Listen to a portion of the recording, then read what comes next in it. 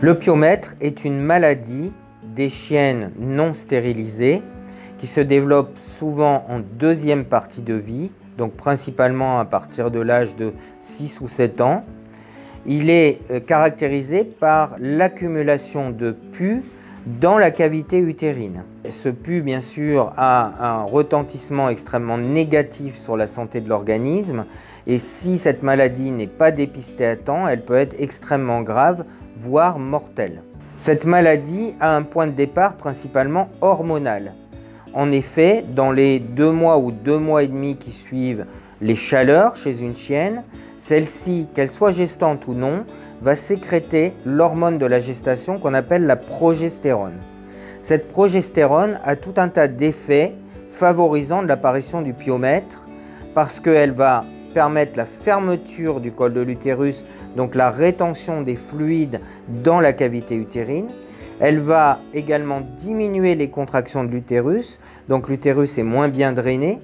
Elle va diminuer l'immunité locale au niveau de la cavité utérine et de ce fait, les bactéries vont plus facilement se développer.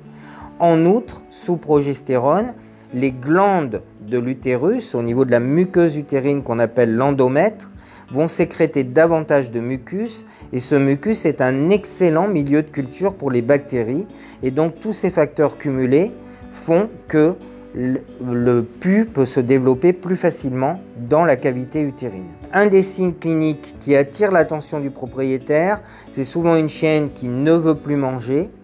Et puis il y a un autre signe qui se produit lorsque l'atteinte rénale commence à se faire, c'est que les chiennes vont boire énormément.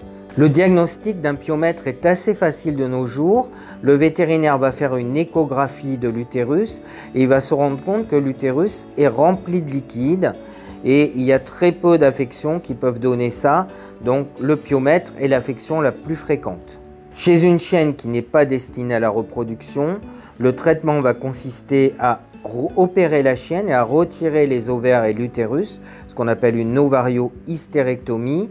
Chez des chiennes destinées à la reproduction et qui sont encore en âge de se reproduire, ou chez des chiennes qui sont à risque anesthésique, par exemple des chiennes cardiaques, on peut être amené à faire des traitements médicaux qui sont à base d'une hormone, d'une antiprogestérone, qui va contrebalancer les effets de la progestérone, donc permettre au col utérin de s'ouvrir et à l'utérus de se contracter de nouveau de façon à ce que la cavité utérine se vidange.